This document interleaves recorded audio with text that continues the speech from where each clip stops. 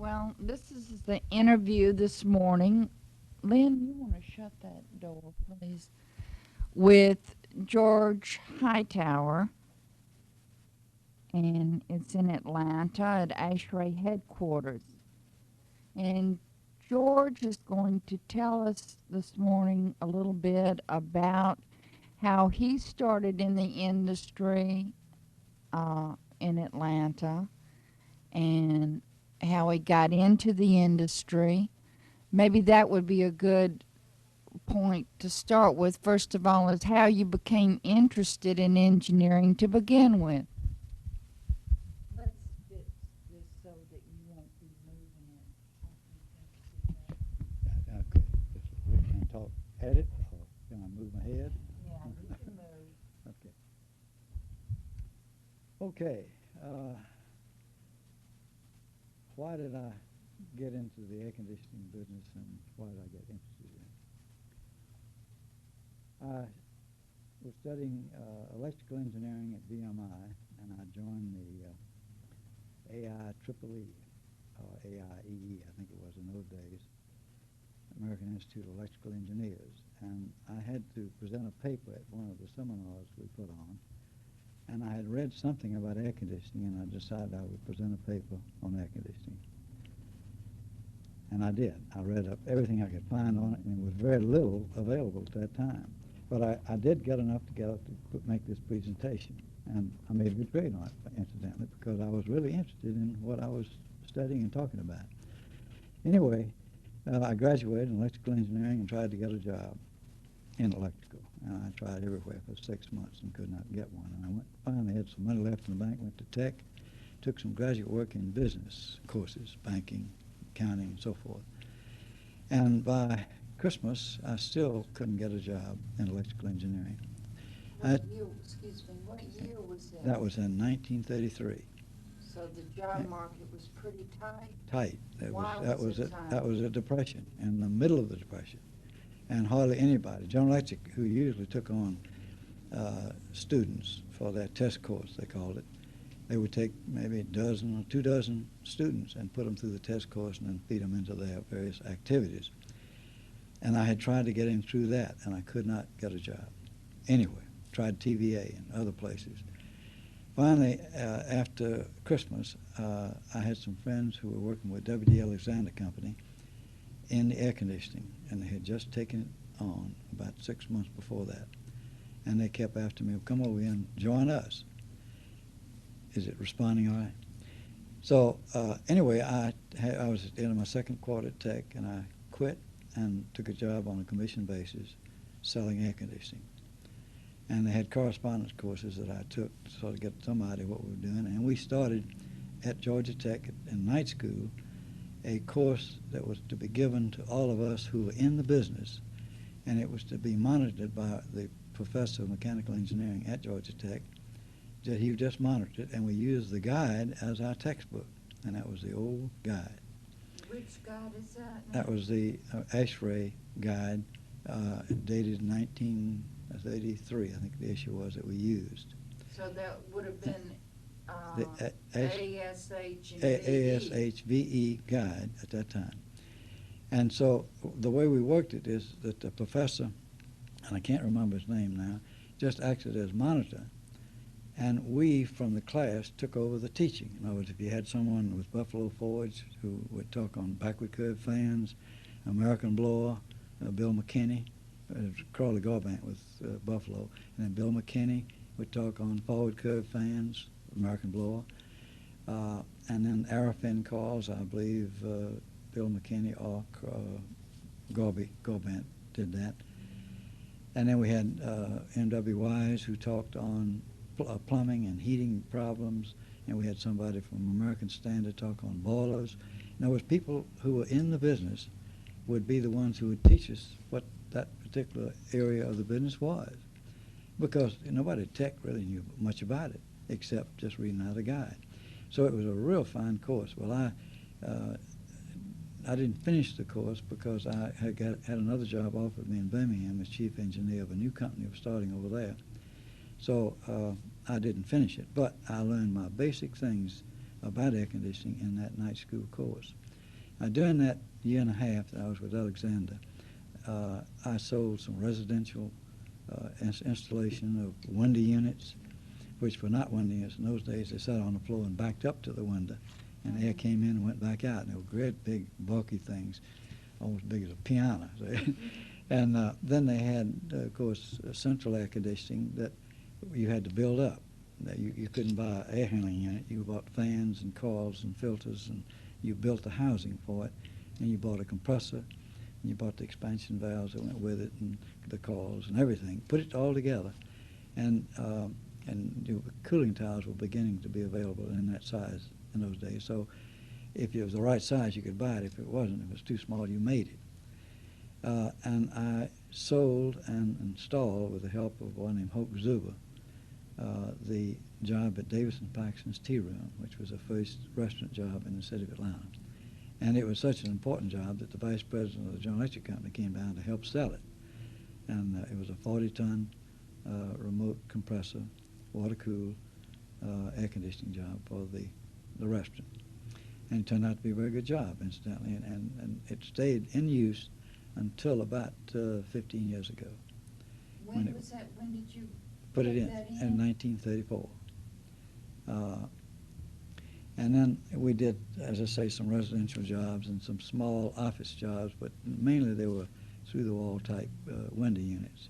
But we did put in some of the equipment that General Electric had at that time, which was a steam boiler with a remote air handling unit that had a coil for heating, and then provisions for coil for future addition of cooling. And nobody bought the cooling at that time because residences just hadn't gotten used to air conditioning. Nobody had it. But we made provisions for it in several homes that I put in. One was Norman Elsis, who was head of Fulton Bag and Cotton Mills, who built a house, and he made provisions for it. And Dr. Dew on Peachtree Battle, he did it.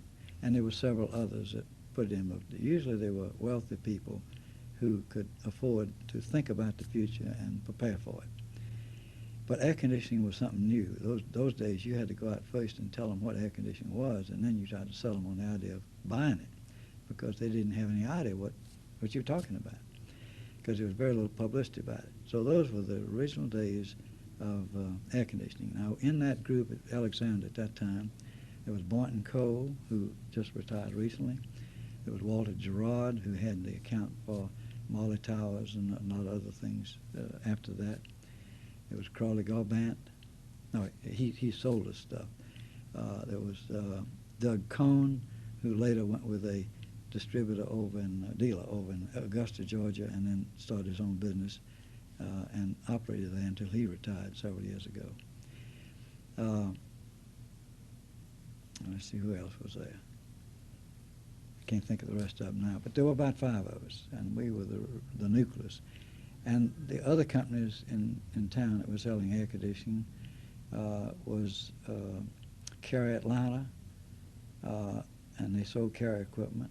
And there was Air Temp that sold Chrysler equipment. It was Climate Control, that was the name of the company that sold Air Temp, which was Chrysler equipment. I think that was the only companies in business at that time. And then I left Atlanta, went to Birmingham with this company that just started the business. And there was a case of a father who was wealthy, and he had 2 sons, and he wanted to put them in this new business, air conditioning. So he gave them $10,000 to start it and operate it. Well, $10,000 in those days was a lot of money. But they started, and so when I got there, they had already, fixed up their showroom, which was really sort of unnecessary, but anyway, they did it. Had a displayable boiler and air conditioning out front, and the place was air conditioned. But they spent about $6,000 getting ready to do business, and so we had $4,000 to operate with. So it was difficult. We went out then, of course, we had the whole state as a distributor, and we operated primarily in Birmingham and Montgomery and Mobile and a couple other towns as contractors also. Well, we started out and operated during the first year, and we're doing fairly well, but just $4,000 working capital made it very difficult because we had to turn over our money quickly, and we had to go to the bank and borrow. And the old man said he wasn't going to give us any more money. That was it. So then one of the boys got to be a playboy, and he wasn't doing any good to helping the company progress. So it was a unanimous decision of myself and the father and the other brother that he find something else to do. So he became a car salesman. So then we started operating with the one left. And he also began to get interested in other things. And as a result, we struggled along for a year and a half before the money ran out. And the old man said, "This is it, we're through." So we closed it up, and I had to look for another job. I went with, incidentally, we did install equipment all over Alabama, just here and there.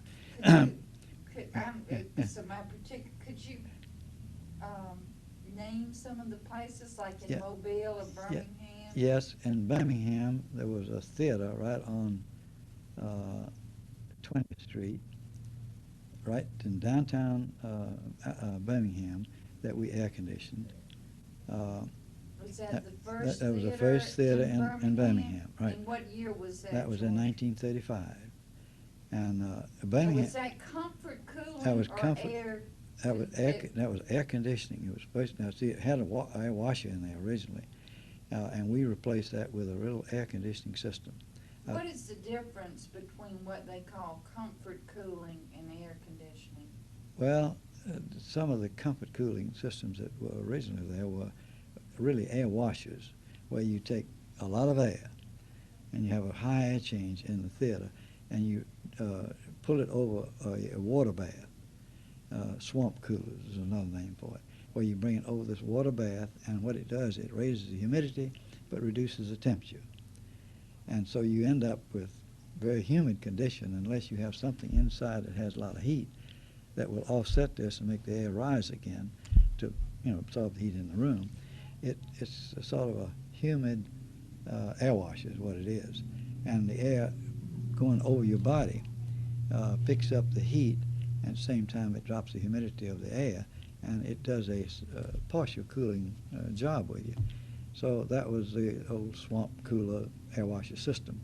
So what we did, we replaced that with a DX coil, or in some cases we cool the water and just still circulated the air washer with cool water. But the first ones were nearly always direct expansion, where we just put a coil in the airstream, cut the water off, and just let the air come over the coil with less air. And that's what we did in this theater. So it was the first air-cooled comfort air conditioning system for a theater in Birmingham. And we also put it in one of the first restaurants. I think there was one already there when I first got there. And we did it in several restaurants, 2 or 3. Do you remember any of the names Yes, of the restaurants? Joy Young's Chinese restaurant was the first one we did, and I think it was the second restaurant in Birmingham. Then we did it in the Tutwiler Hotel in the coffee shop.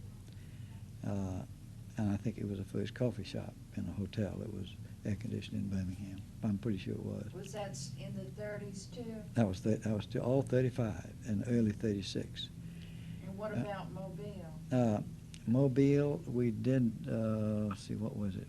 We did something in the Battle House Hotel, and I can't remember what it was. It was, I believe, in the lobby and the office area, and it was at the Battle House.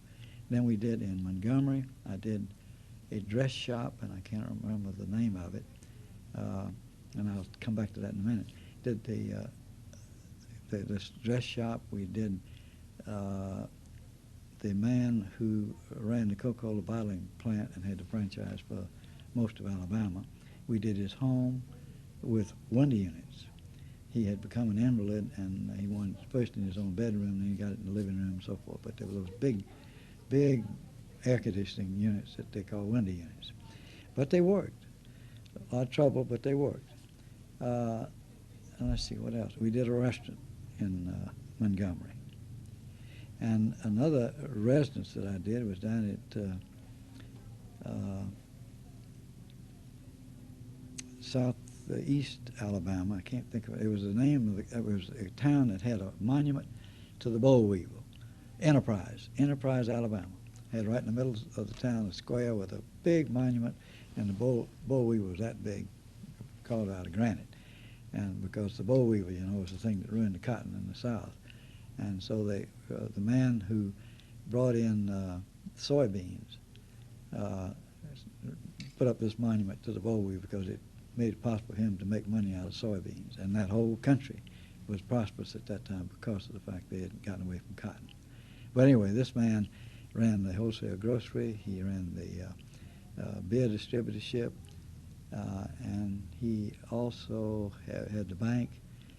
And an interesting thing about him was that when I came down to talk to him about this heating system for his house with provisions for future air conditioning, but he didn't buy the air conditioning, he was telling me that I would be all right for me to do this as long as I didn't block the streets because they're going to have a revival the next week, the week after we were going to start to put the system in. Said, I don't want you to do anything that will keep my beer trucks from getting by so that the people at this revival will be able to get beer while they're here. See, and this was a Baptist Baptist revival. But they gave me specific instructions. Don't block the road so the beer truck can't get through. But anyway, those are the kind of people that we sold heating and air conditioning to in those days. And even central heating was not common in Alabama or even Georgia at that time. In the cities, yes, but out in the country, no. They still used coal furnaces, if they had furnaces at all, or coal pot-bellied stoves in the house was the primary thing to heat it with. And here we were trying to sell warm air furnaces and boilers for steam and hot water in residences. And we didn't get too many of them, but we got enough to make a living out of it. And we did. I think if they had had a little bit more money to operate with, that company would have made it. But they just ran out of money. So I went from there to Washington, D.C. to the, I can't even think of it. It'll come to me in a minute, the name of the company. And they were operating out of Washington, primarily selling bigger air conditioning that a local distributor or dealer could not handle, like department stores or theaters. And they would come in and take over the job. If the local dealer could sell it and be the local contact, they would come in and engineer it, lay it out, and then get the final sale, help on the final sale, and then send the supervision down to get it installed by local labor. So I worked with them, and I had a job in Panama City, Florida. I had one in Montgomery, Alabama, which I had sort of lined up before I left there, and we took it over. I had one in Nashville, Tennessee, a department store. The one in Panama City was a funeral home and sort of general store. It was a combined building. Do you remember the name of it? No, I don't remember the name of it. But And when was this? This was in 1936 or 37, end of 36 or 37. It was a funeral home and a combination grocery store. Not general store, wholesale, dry goods type store and a funeral home. But there was funeral home was here and the store was here. And he had his offices up above, and we air conditioned that building. And that was interesting because in a place like Panama City where you couldn't get anything, I mean, the pipe, you had to go to Montgomery to get it, or Mobile, or anything else. It just wasn't there, so you had to get your material way ahead of time, line it up, and then go down and make the installation. And he was an interesting person anyway, and he liked to fish. So we would get up early in the morning, and I'd go to work around 6 o'clock, and we'd work like the devil until around 2 o'clock, and then he'd come by and pick us up, and we'd go out on his boat and go fishing and get mackerel. And boy, there was a lot of mackerel out there. When they'd run, you'd catch them.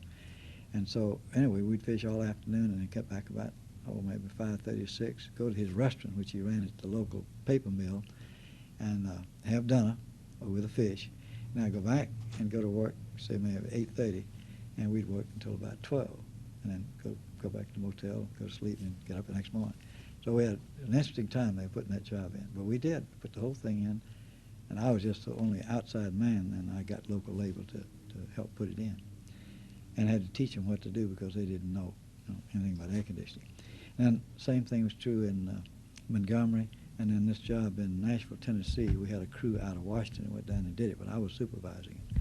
Then I had another job in Utica, New York, same time in an insurance office building that was about a 6-story building. And it was the first air conditioning job in any office in that part of New York, really, but particularly in Utica. Do you And remember what that building was yeah, called? it was the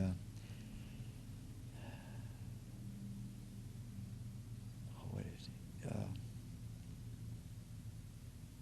Something Travelers Union Insurance Company. I believe that was the name of it. It wasn't a travelers company, but it was a union of travelers, or sort of a mutual type company.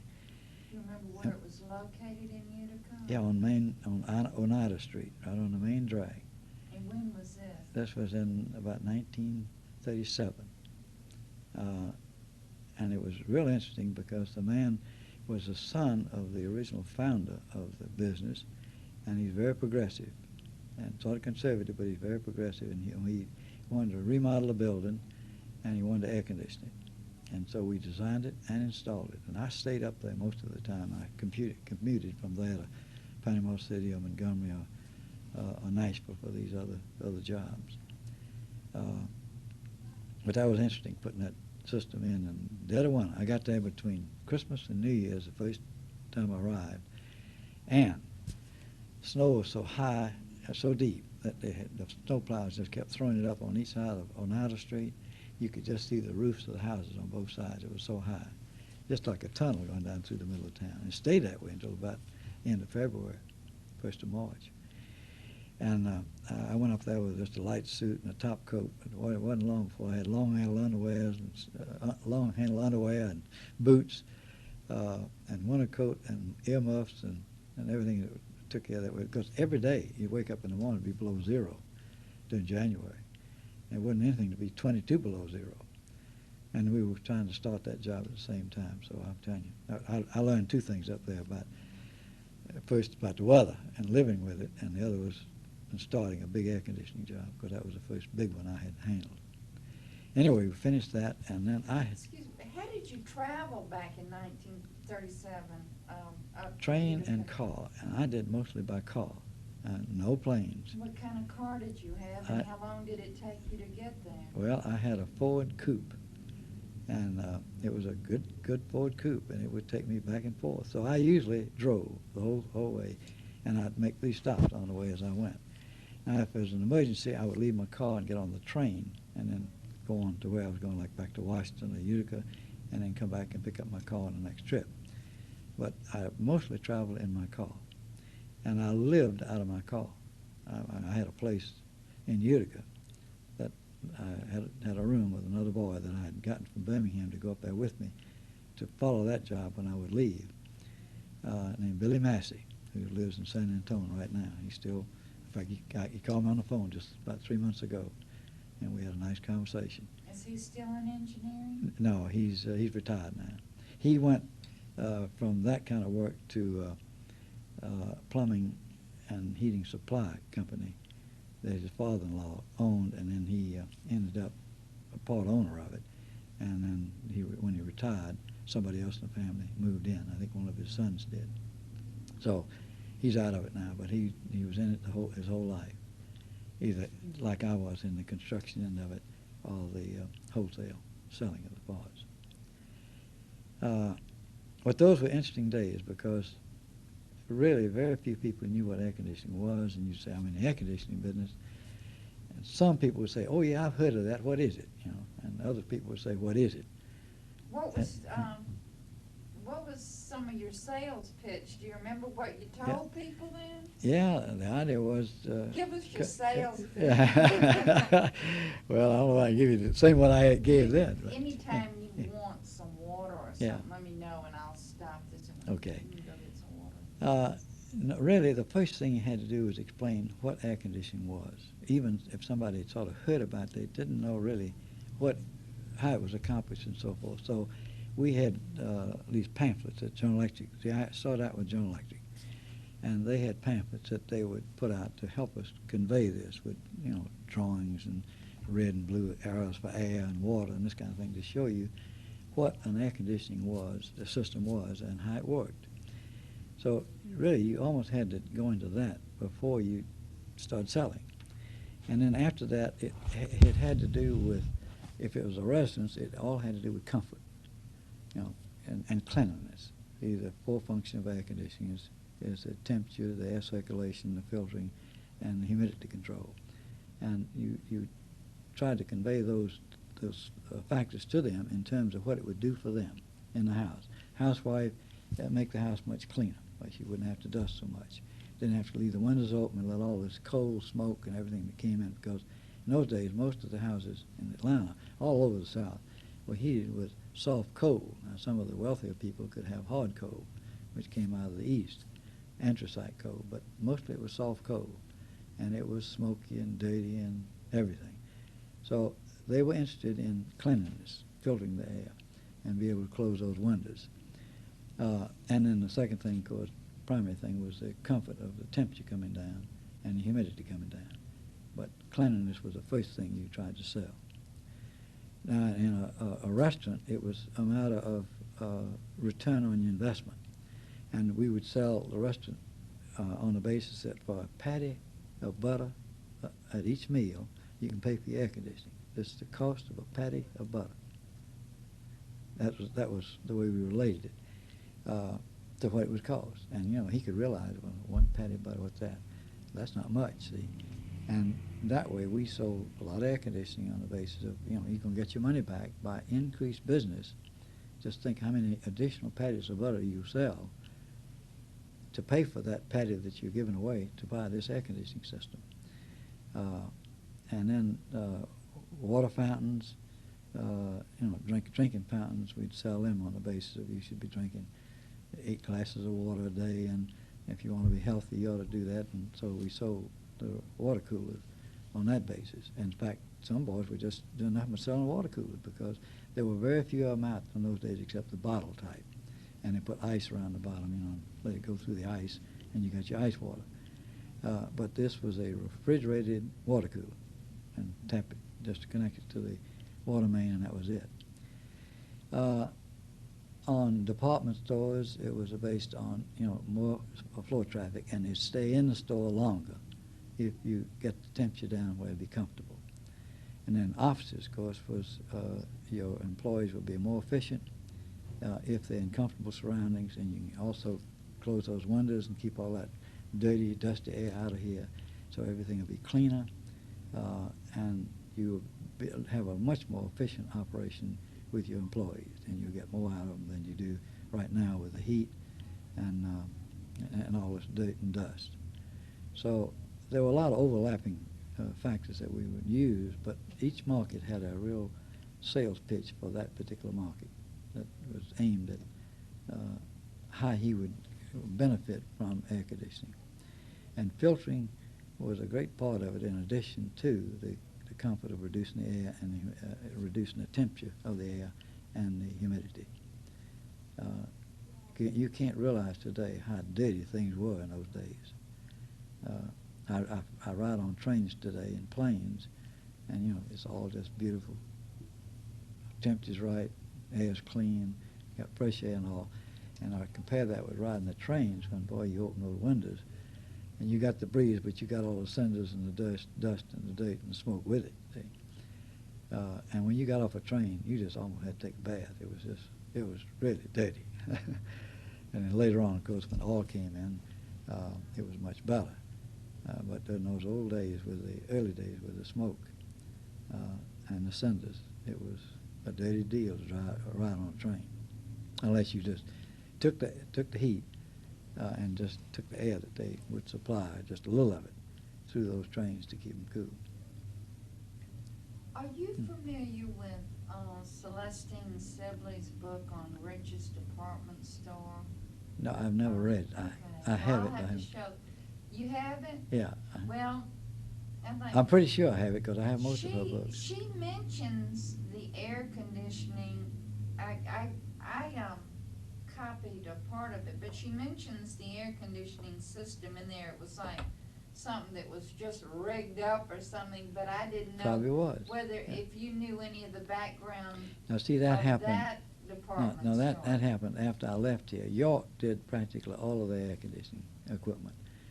A fellow named Kraut with York was the manager here at that time, and somehow they got in with York and they did a lot of their original work. In fact, did it for over a period of years. And I don't remember their first system, but I know the first time I went down there, they had centrifugals. They were York centrifugals. And they had, that's the original store on Alabama and Forsyth Street. And it was a show place. I remember going to ASHRAE meetings and going down to see the Rich's air conditioning store and how it was done. And then later on, when and this was after the war, in fact it was in the late 60s, early 70s, I guess, when the computerized control was put in. I guess it was late 70s. No, in the 70s anyway. They had the most up-to-date computerized control system of anybody. In fact, IBM more or less came down and followed their system to start the IBM System 7, because they had worked it out in their various stores and had all the stores on a central computer here in Atlanta, IBM system. And it was really honey, I tell you, just delightful. I won't say something else about it later. That I looked at it just the last year, and it was a chain system. Didn't you show me a picture once of Davison's department store, and didn't you have the old Davison's, which is now Macy's? Yeah. And Yeah. you want to talk about your work, and if you'd mentioned Davison's and Macy's. Yeah. You know, Well, it was Davison's department store. And let's see if I think I have the picture here that I gave you. If I can find it. Anyway, Davison's was Davison's Rich's. Rich's were the two most important department stores in Atlanta at that time. And strong competitors. This is the picture here, the way Davison's looked at that time. Davison Paxton's was the name of the store. They were on Peachtree between Ellis and I can't think of the other street. But anyway, it's, I think it's International Boulevard. No, Carnegie Way is down behind it. Carnegie is behind it. Peachtree's in front. Carnegie Way is behind it. Ellis is on down below here, which this used to be the Henry Grady Hotel, and those two buildings made up the whole block. Can't think of this street right here. But anyway, it was a very popular, along with Rich's, department store in Atlanta. And of course, they were trying to get ahead of each other on any innovative ideas they could to get people to come into the store. So anyway, I was called through the office to go up and see them about an air conditioning system for the tea room. And I went up and surveyed it and talked to the manager. And he said, "Were you interested in air conditioning this whole tea room?" So I got help from some people from Bloomfield who was connected at that time. They were General Electric people to help me design it. And then this boy, Hope Zuber, who had been in the business with the refrigeration end of it with W. Alexander Company before I got there. So the two of us worked out the design with the help of Schenectady. And then submitted it with the drawings and the price. And incidentally, that job sold for $200 a ton, which is, on today's market, is just outrageous. But we put in 40 tons for about $8,000, $200 a ton. And that was a complete job with the controls, the wiring, the ductwork, the insulation, and the built-up air handling unit and the cooling tower, or atmospheric cooling tower on the roof. The whole system was at $200 a ton. And it worked. It was a very, very fine job. As I say, it stayed there for, I guess, 30 years, or maybe more. That was installed in 1934. And I know it was there in the 50s, and it could have been there in the 60s. So it was there a long time. One interesting thing about it, as I say, in those days you had to do everything. I had to design it, survey it, design it, make the drawings, make the proposal, and then sell it.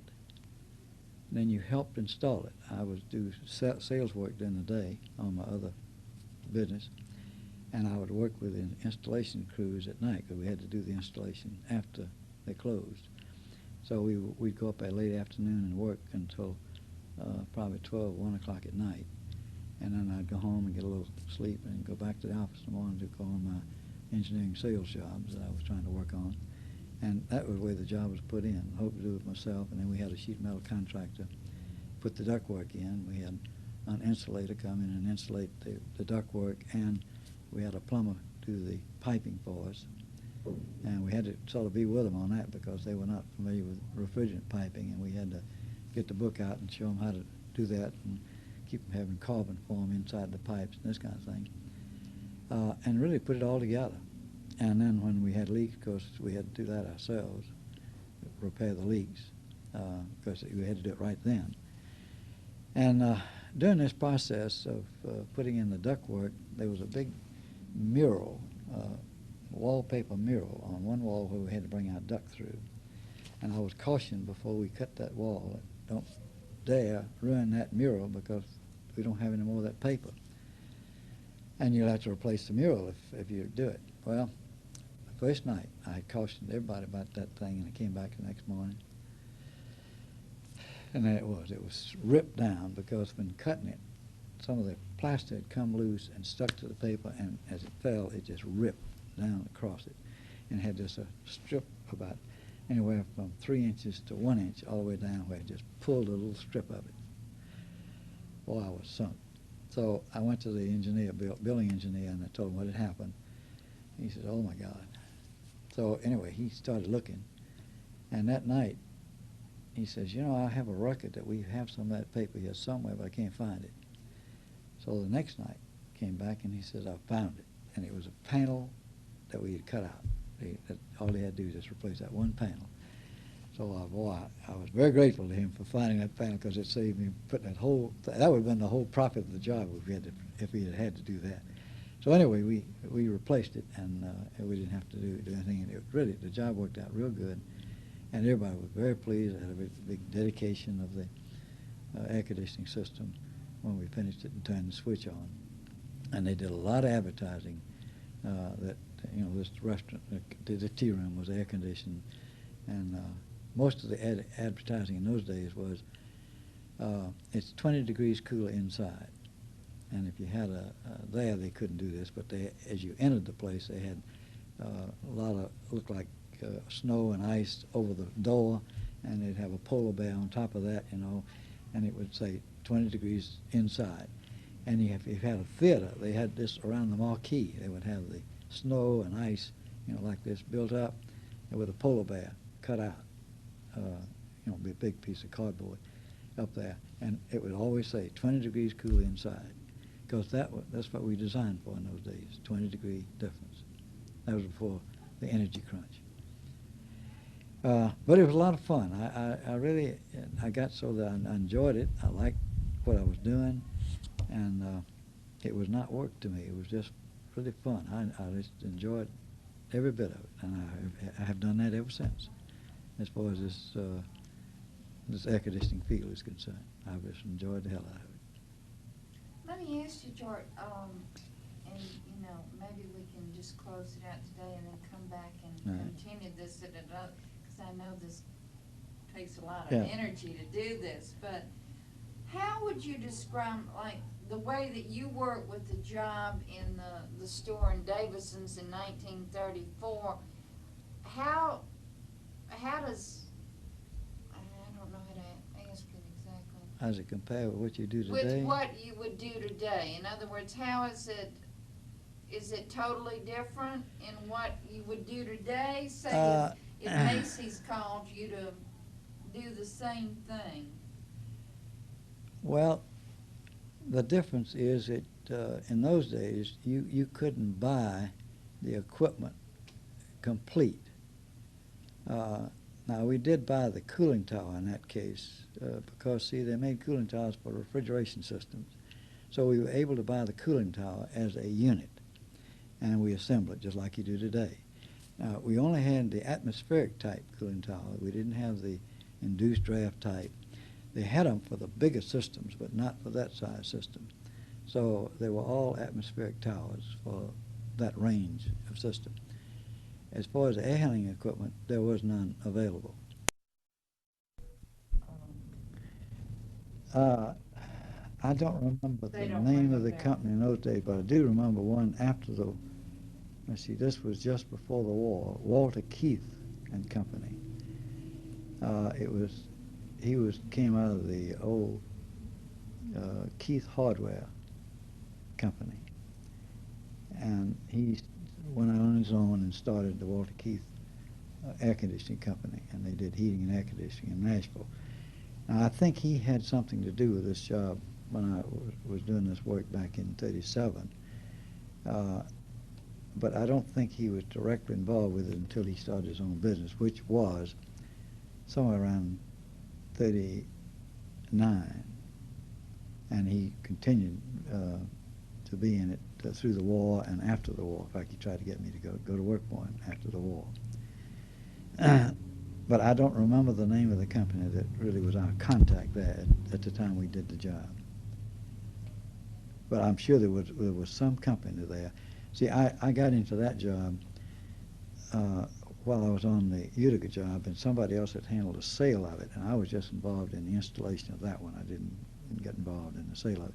So I didn't deal with the people locally. All I did was I got the people to install it, which were local contractors, and I was more or less supervising it, traveling back and forth. And I had a man representing me there on the job.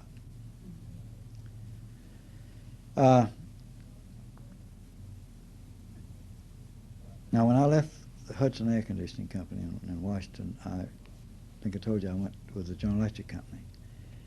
I had been trying to get with them ever since I got out of school, and they didn't have any openings and just couldn't get on. But they finally decided to had an opening for somebody to help them write a duct design and installation manual for their engineering book, engineering data book, as they call it here. And so they employed me because I had this experience in the field of actually installing systems as such, and also on duct design and installation. So they employed me and said, all right, now you write this section of our application manual, data book, on duct design and air distribution. So they turned me loose, and I started traveling all over the eastern part of the United States, visiting distributors and sheet metal shops, and looking at various installations from the standpoint of how it's being done and how it could be standardized to make it more efficient and less expensive, because all the ductwork was almost hand fabricated in those days, and it had to be laid out and then shop laid out in with the shop foreman design, and then he would cut it out and then fabricate each fitting individually. So we felt like there should be some easier way to do it. So I spent this time trying to get pictures and talking to people, older people in the business and younger guys who wanted to do it better. And came back, and it took me almost a year to finish all that and write this section, which I did. And it became the chapter on those two subjects in the GE manual. And then I spent the last 3 months of that period, and then probably 3 more months out talking to distributors and contractors all across the country on how to design and install, fabricate and install the most efficient duct systems, both the residential and commercial. How to take off air behind grills with scoops or dampers to be the most effective to have the air come out and get to be distributed like it should be from the register, like the manufacturers had drawings of showing exactly how the air would come out of a grill, but that was if it was at the end of a run, just a perfect introduction of air behind the grill. But you put them on the side of a duct, and it didn't work that way. The air would come in one end of it and go out the other, which I had found out during that period of field research and also some lab research. So anyway, I was going around telling them about these problems with air distribution and what type of grills should be used in certain applications, and using primarily the information that came from the grill manufacturers, those who had done a lot of research on it. And it was a very interesting time to go out and talk to these people who really had no idea what was happening in ducts and coming out of grills, how the pattern of the air, and to show them the ways that they could do it to make it more efficient and make it work better. So I spent almost a year and a half when I first went with the journalistic company doing just that, writing that. And then after that, the American Society of Refrigeration Engineers, ASRE, asked me to write 2 chapters in their book. They already had 2 chapters, but they wanted me to bring it up to date based on what I had written for the Journal Electric Data book. And so I wrote these 2 chapters at that time. What were the names of those chapters in which year? It was in 1938. It was written in 1938, just like this was, early 39, and was in the first issue was in the 1940 issue of the data book, the American Society of Refrigerating Engineers data book, which was similar to the guide at that time, although theirs primarily covered refrigeration, but those people were beginning to get into air conditioning. And it was chapter, as I remember, 20 and 21, and it was the 2 chapters. One was called Air Distribution, and the other was Duct Design. And it stayed in there. This was the last issue of that. It was 1953, 54, I think it is. Yeah, 1953, 54. So from 1940 until 54, that chapter was in there, and then it was revised. They asked me to revise it at that time, but I was in the midst of starting my contracting business, and I told them they just had to get somebody else to do it. I couldn't do it. So I learned a lot by writing those 2 chapters about air distribution and duct design, I'll tell you that, during that research period and the time of getting the material together to put it together as a manual. When you were at General Electric, do you remember any, I mean, you know, like you were calling people that you worked with who were like society pioneers in the industry, or big names, or, you know? Yeah, one of the people who was a big name in ASHRAE is Frank Faust. His picture's on the wall here somewhere, over there. Right there. There he is, right there. Frank Faust was the one that helped get me with General Electric Company in Bloomfield. And we lived together. His mother was our house mother, and there was Frank Faust and Jack Lowe, who later became a distributor out in Texas with Texas Distributors. And he was a wonderful guy, and so was Frank. And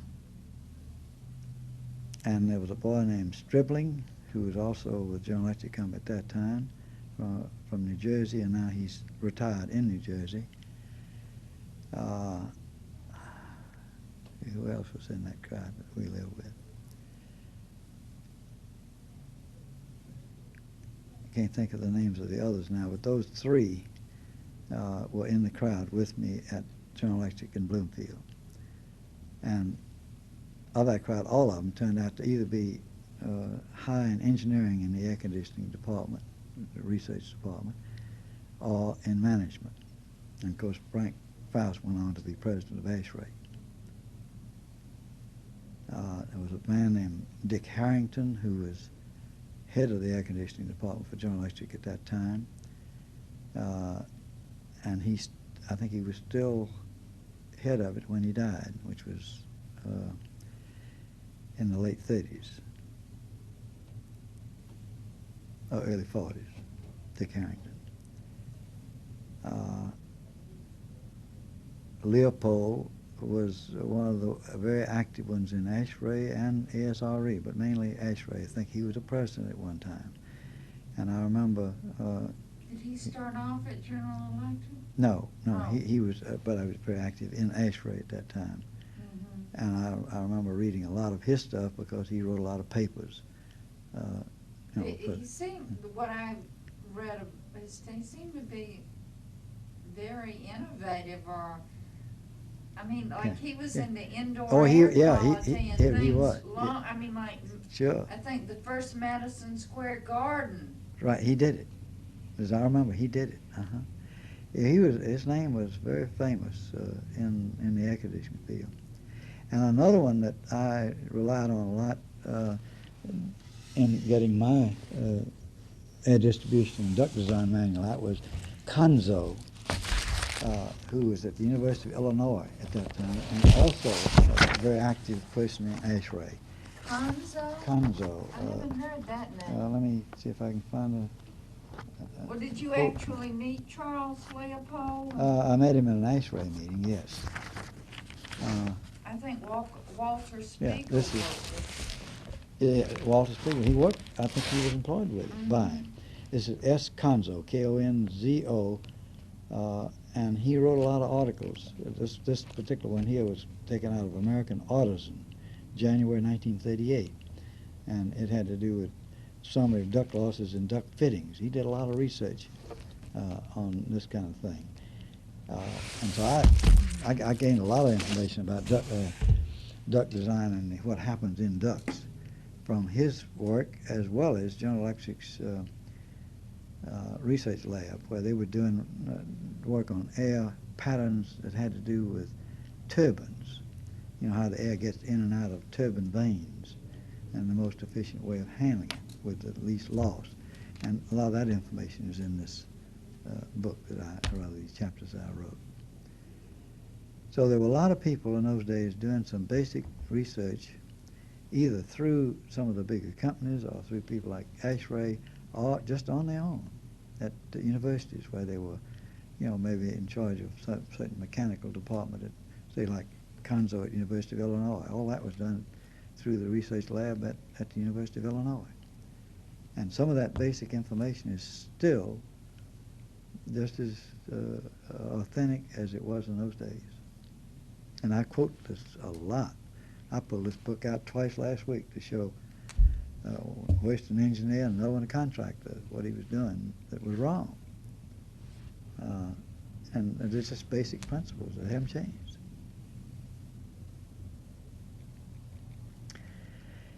Let's see if there's anything else now. And I can pick up the individual jobs as I go.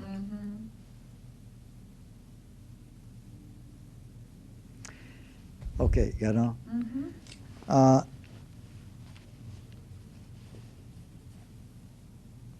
In 1941, I was district manager of the General Electric Company in Birmingham, Alabama, handling about 5 states west of Georgia and north. And it was for the air conditioning department, handling the sales, the application, installation, and the service on General Electric equipment. I based out of Birmingham, but I would go out on my trips, and I'd be gone for about 5 weeks, contacting my 5 distributors in these 5 states. And I'd spend a week usually with each one, and I lived out of my car, you might say. And wherever I was, I spent the weekend. So my distributors were really my friends. And I got to know them quite well, both their families and their businesses and all that, and I enjoyed that very much. Then the war came along, and I was a reserve officer. So I volunteered and was immediately called and reported to duty in January of 42 to Wright Field. And then from there, went overseas to China and served with Chenault with the Flying Tigers in China until the end of the war. Well, during that time in China, I had a lot of responsibility out behind the Jap lines, more or less on my own, and I decided that when I got back here, I was going to start my own business. If I could handle that situation out there, damn it, I could handle my business, handle an air conditioning, contracting, or distributor business.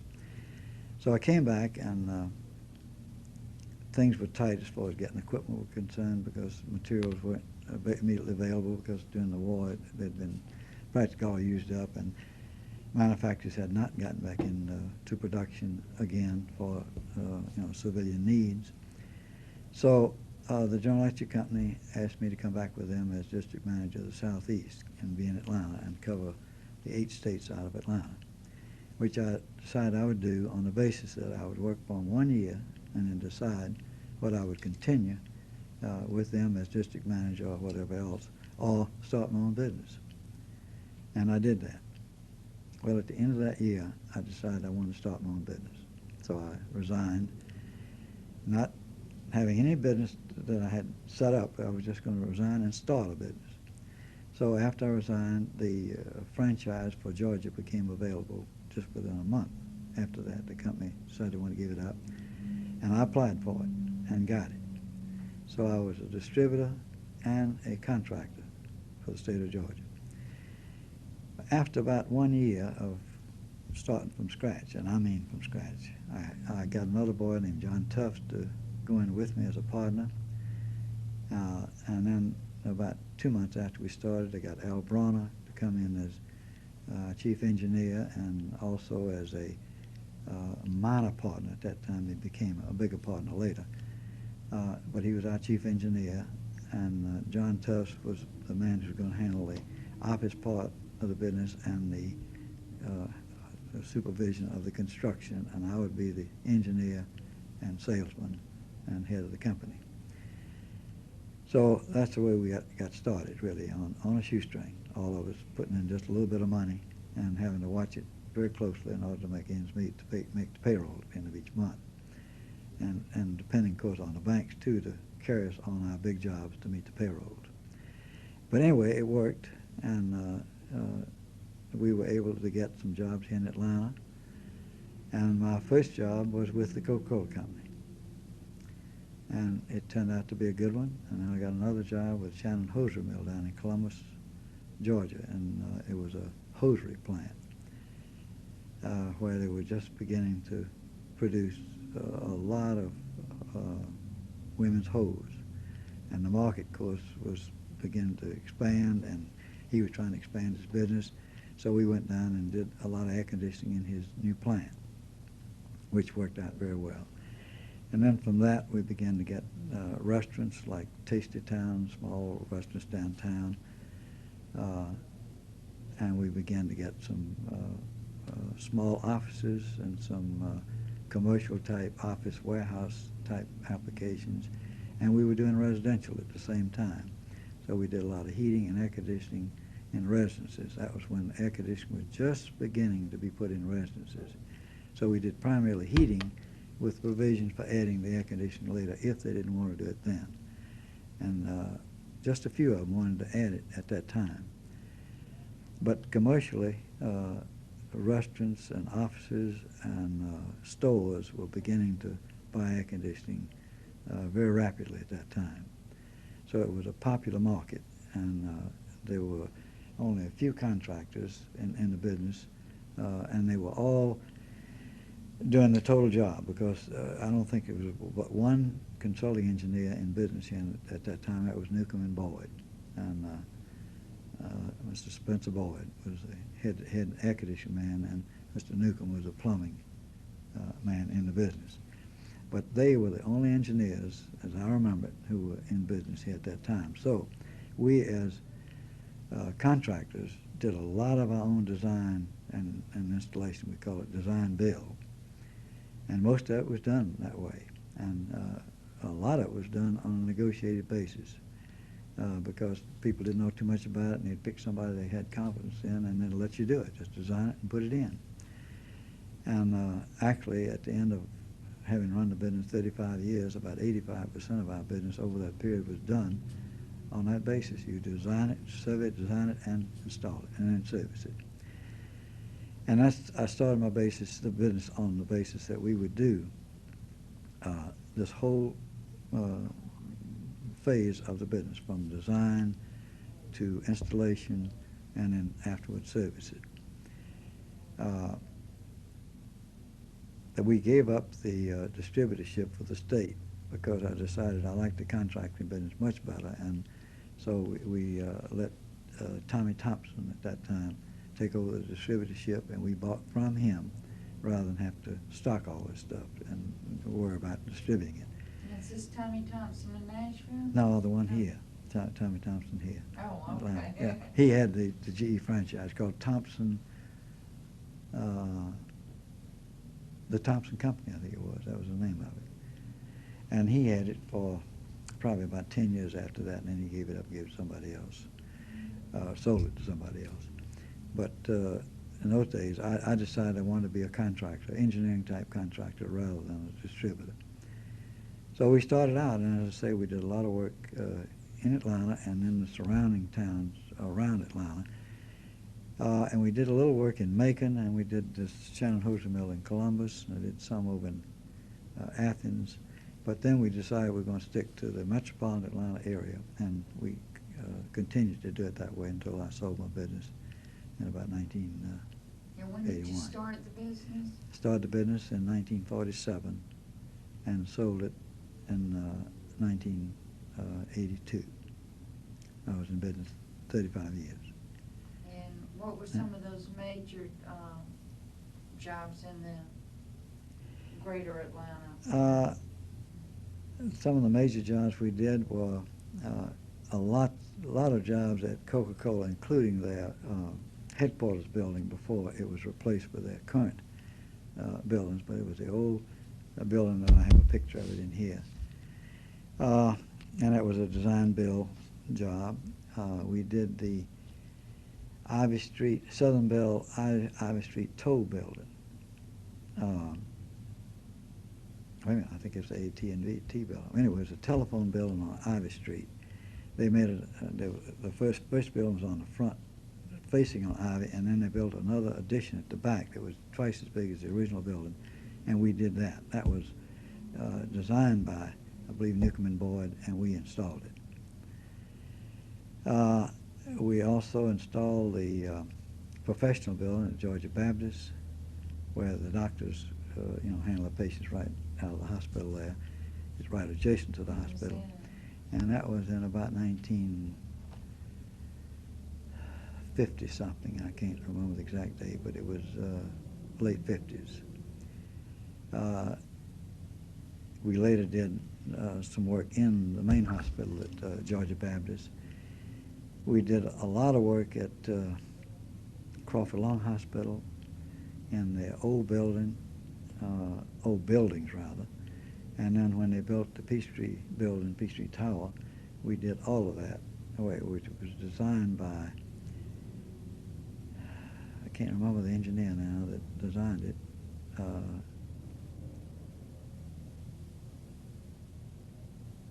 But we installed it, and I kept people at Crawford Long for years, maybe 20 years.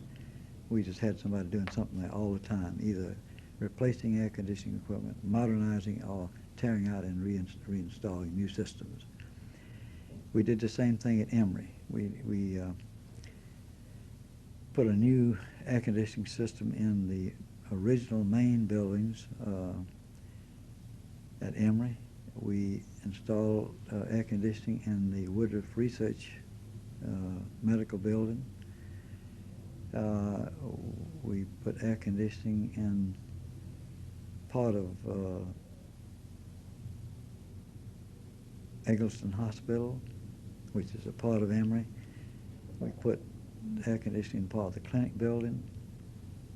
Well, we did it all over the campus at Emory, and the computer center, and that was over a period of probably 20 years. We did St. Joseph's, and did a major air conditioning installation there. Is that the old St. Joseph? It was old St. Joseph's on Ivy Street, on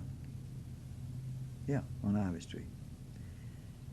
And again, we had crews in St. Joseph's over a period of probably 15 years until they built a new hospital out on the north side. We did a lot of hospital work in those days. That was sort of our specialty. It got to be. And we did a lot of operating rooms and recovery rooms, as well as patient rooms in the whole building. What are, like in a hospital specialty, what? Yeah. What what specific knowledge do you need or expertise in hospital work? Well, of course, operating rooms is a specialty in itself, and it has to be have a high air change in the operating room, and you have to be sure of your airflow to be able to handle that much air, getting it in and getting it out. It has to be such that it can be scrubbed down without ruining, your air distribution system, because it's supposed to be scrubbed down after every operation. You have to be careful that air is always, more air is going in than is being taken out, so it's under positive pressure. Are these laws or codes or standards Yes, that yeah, they're control standard. these? They're standards that are set up by national standards for operating hospitals,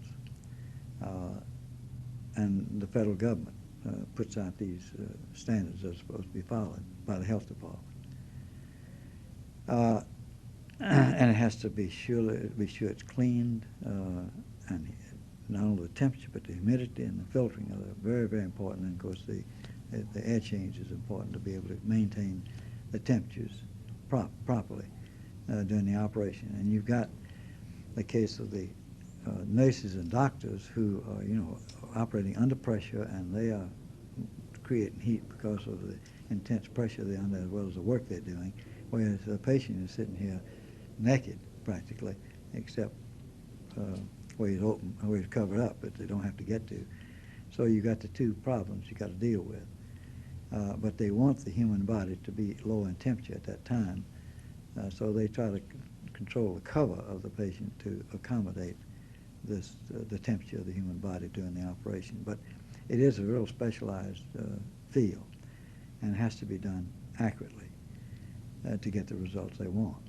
And then you have the patient area, which is just normal comfort air conditioning, but again, you have to be sure you don't have contamination from one room to the other, and the systems have to be such that you don't just have one central system introducing the same air to one room, taking it all out and mixing it, and coming back in that same room with contaminated air.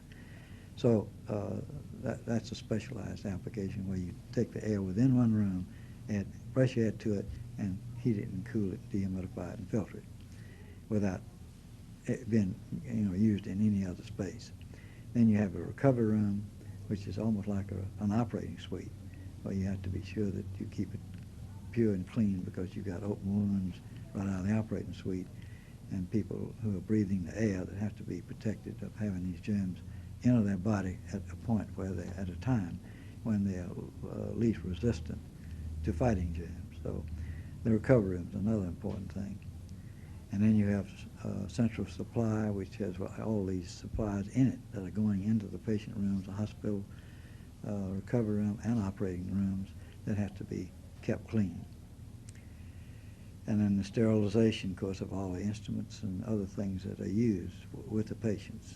And those areas have to be properly air conditioned with a lot of heat that has to be absorbed in that process. And then, of course, they have the restaurants where they eat. You have the kitchens where they prepare the food. And most of those restaurants now are those kitchens are air conditioned as well as well ventilated. So you've got a combination of a ventilating problem, taking the fumes out from the cooking process, as well as introduce that air and cool it, and then heat it in the winter. So it's a lot of air that you handle in a kitchen or food serving area. So there are a lot of problems in a hospital that air conditioning is involved in, lots of. What about energy conservation with the trying to keep the requirements? Yeah. Are they federal requirements? Yes. Federal Well, health requirements. And then, of course, they like your energy requirements come originally from the Federal Department of Energy, and then they are mandatory upon the states to adopt laws or see that the federal laws are followed. And in the case of when the energy law was first passed back in 76, 77, somewhere along in there, Georgia adopted its own energy code. That I was chairman of that committee doing the writing of the Georgia Code. That is the energy conservation for buildings. And we adopted it in 1977. And now it's the only mandatory code that the state of Georgia has, that it has to be followed by the cities and the counties. And the counties and the cities enforce it, but they haven't been doing it like they should. We're hoping now, we're right now getting ready to rewrite an application manual that will be easier to follow for not only code enforcement people, you know, county and city building officials, but also the contractors and the engineers, where they can fill out these forms and add up numbers and come up with a figure that will either be above or below that's acceptable. But it all came from federal regulations, and the hospitals had to follow the same thing. Now, with a hospital, you've got to temper the energy requirements with the health requirements, which if you have to have a certain amount of fresh air, then you've got to be able to, you know, do it as efficiently as possible. But when you start dealing with a lot of fresh air, like an operating room originally was all fresh air, well, that means you have to heat it, dehumidify it, filter it, and cool it, and then throw it away. So they have new regulations now that will permit you to recirculate up to a certain percentage, even for operating rooms, as long as it stays within the same room. They also have systems now where you can take exhaust air and run it through a heat exchanger that will take the heat out of it or cooling out of it, whichever one you're trying to save, and use fluid or transfer of somewhere where you're taking this heat and putting it into incoming air, where you're not throwing it all away. And we use that primarily for taking exhaust, say, from the toilet system or the kitchen system, and let it take care of the air coming in, to transfer that heat into the air coming in so you don't lose it all. So this is being used now as an economizer move to take the heat out of the exhaust air and put it in the fresh air that's coming in. So there are various modifications of that are being used today that are effective. And it's essential if you're going to save all this energy that we're throwing away. So hospitals are very conscious of that and have been using it as far as they can, as they remodel and bring their equipment up to date. But in the old days, it was just all fresh air. Take it in, take it out. But it was, I found the hospital work very interesting because it was every new job was a new challenge of trying to find another way of solving an old problem. And we did a lot of it. I'd say we did more hospital work than probably any other kind that we did over those years. And as I said, Crawford Long and Emory, I had people out there all the time, just stayed there. Just go from one job to the other. And Georgia Baptist, for a while, we were that way until they revised their setup out there the way they were operating, and then they did a lot of it in-house. In fact, the other hospital did too, but we still stayed there to help them out.